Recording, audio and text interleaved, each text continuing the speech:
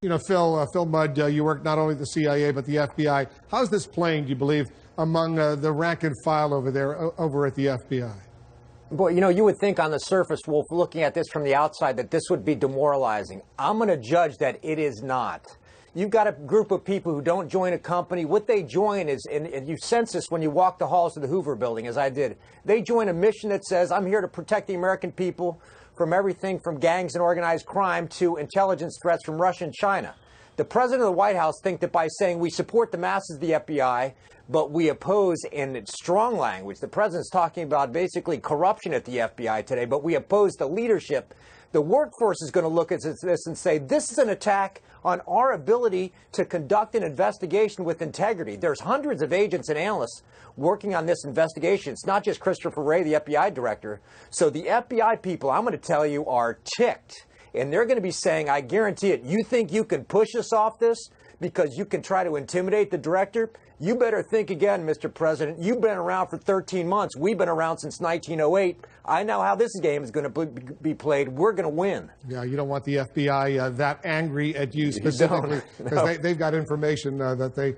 And you know what, Sabrina, let me read to you what the president is around 6:30 this morning tweeted. The top leadership and investigators of the FBI and the Justice Department have politicized the sacred investigative process in favor of Democrats and against Republicans, something which would have been unthinkable just a short time ago. Rank and file are great people, but he's really blasting what he calls the top leadership and investigators, not only the FBI, but of the Justice Department. And that's why the release of this memo has such profound implications. It is not only about the investigation into Russian interference in the U.S. election and paving the way for the president to bolster his narrative that this is some sort of witch hunt, but it also provides him with some rationale to potentially clear out the FBI, to potentially remove the special counsel, to replace some of the senior leadership at both the Justice Department and the FBI with people who are, quote unquote, on his team, because as we've seen time and again,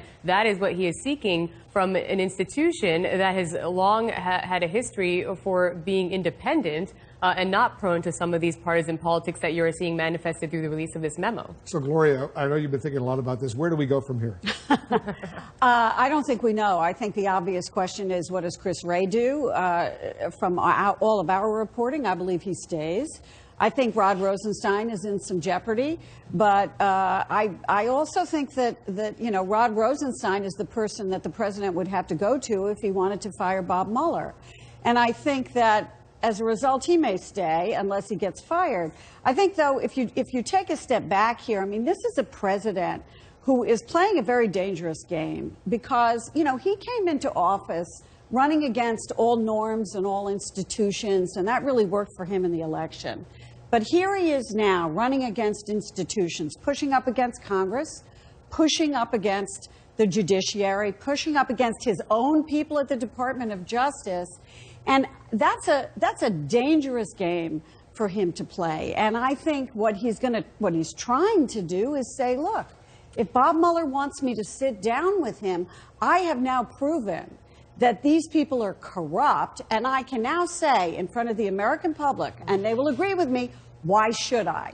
Because they've conducted a corrupt investigation, and he believes, I think, that he can push back against this institution successfully. So, David, you think Rod Rosenstein, the Deputy Attorney General, survives all of this? Look, you look at the body language of the president answering that question today, and you'd have to say no. And you know, I think if he were getting advice from his lawyers, they would say, do not do that. Absolutely. But, you know, my question is, if the president really believes that this probe is going to a dark place for him, and he has a sense of where that is, he may decide it's worth the risk to try and thwart this by purging Rosenstein and taking the political heat for that. You know, John McCain, Phil, he issued a statement, but let me read a sentence from the statement. If we continue to undermine our own rule of law, and he really went after the House committee for releasing this document today, we are doing Putin's job for him. As you remember, a year ago, back in January, the U.S. intelligence community concluded that the Russians interfered in the election, and one of the goals, the most important goal, was to sow dissent here in the United States. They've clearly succeeded in that. Yeah, and I would take it a step further. Just in the past 24 to 48 hours, how many conversations have we had about how the oversight committees on the Hill are going to protect the midterm elections? I would take it a step further. They are spending more time on these committees that pledged to investigate Russian interference identified by U.S. intelligence in the last election, spending more time investigating those who prevent Russian interference, that's the FBI, than they're actually speaking about what they're going to do to protect Americans from interference. I mean, you can't make this up, Wolf. Every day I think I'm going to be surprised. Well, Wolf, and it's also worth asking, where are the other Republicans? You know, John McCain is unfortunately desperately ill and probably will not be facing the voters again. Jeff Flake is not facing the voters. The senator from Tennessee is not facing the voters. Where is a single Republican who might actually run for re-election who is saying, why are you attacking the FBI? Not a single one. Well, that's astonishing. I think you're right, Jeffrey. And I think the question we ask is, what's the tipping point? Is this the tipping point? Would firing Rod Rosenstein be the tipping point? Would firing Bob Mueller be? I mean, everybody keeps waiting for a tipping point here, and we never seem to reach it. Yeah, Lindsey Graham says if he were to fire Robert Mueller, if the president were to fire Robert Mueller, that would be the end of his presidency. That's Lindsey Graham, the Republican senator from South Carolina. I don't believe that. All right, well, that's what he said.